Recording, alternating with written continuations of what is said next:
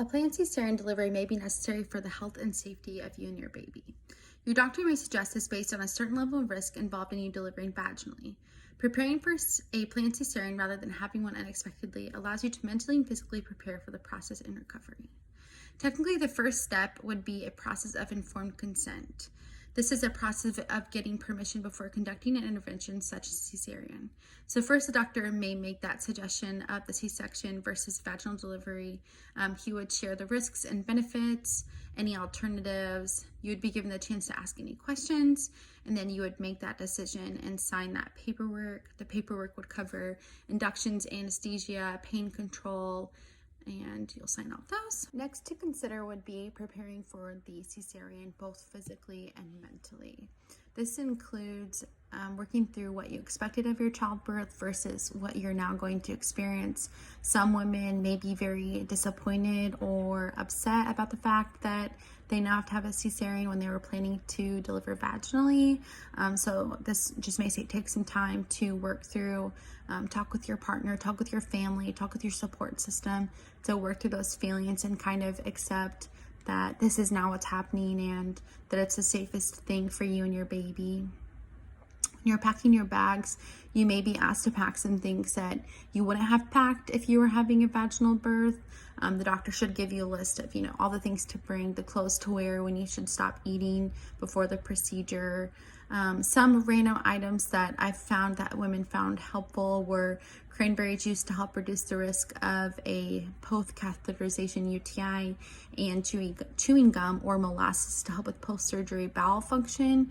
Apparently after the C-section, your tummy makes some rumbling sounds, and it's just your body returning to its normal way of its digestive system working. So the chewing gum and molasses aids in that. Next to think about is the day of and what that will look like for you and your partner. So of course, first you'll arrive at the hospital. If there's any paperwork that you haven't filled out, you'll fill that out then. You may fill out those consent forms those days, or you may have filled those out before this day. Just depends on how your doctor is doing things. So first you would kind of go in there and you would be given an anesthetic, which in this case would be an epidural. They may numb that space before they give you the epidural, or spinal block, and it's just going to numb your body from your rib cage down. It's going to allow you to be awake and breathe normally during your birth so that you can see what is happening. You'll also be given an IV to receive fluids during the delivery, and you will also get a catheter placed in your urethra so that your bladder can empty itself. Next, you may be given a drink called Bacteria, which is a medication to neutralize stomach acids. And at this point that you're drinking it, your doctor or your partner may be scrubbing up into scrubs and masks, and you guys may be entering that procedure room. The procedure room is said to be a little chilly, so if you are feeling cold, ask for blankets. And at this time, it's also very normal to feel anxious or to feel worried or nervous. Just lean on your partner and allow for that support. In the procedure room, a curtain will be pulled across your midsection so that you don't see the procedure. Some hospitals do offer clear curtains so that you can see what's happening, and then some also offer drop the drapes so that they can drop them and you can see the delivery of the baby. Next, a nurse will shave your pubic hair to clear way for the incision, which will be about 5 to 6 inches long.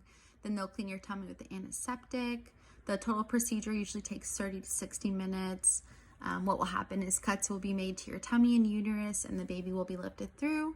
During the procedure, you won't feel any pain, but you may feel some prodding or pulling while they're moving the baby around and pulling the baby out. Once the baby is out, you'll get to see him or her really quick before they check the baby and they cut the cord. If everything is fine, you're able to do skin to skin while they stitch you up. You may be given medication after the delivery through the IV to reduce bleeding, and some antibiotics to reduce risk of infection. Once you're stitched up, you'll be moved to a recovery room where you can breastfeed the baby, and you'll be given medications through an IV pump to help relieve some pain. About 24 hours after, they'll take the catheter out and you'll get to eat some solid foods. And then on the 3rd or 4th day after the procedure's done, you'll be sent home.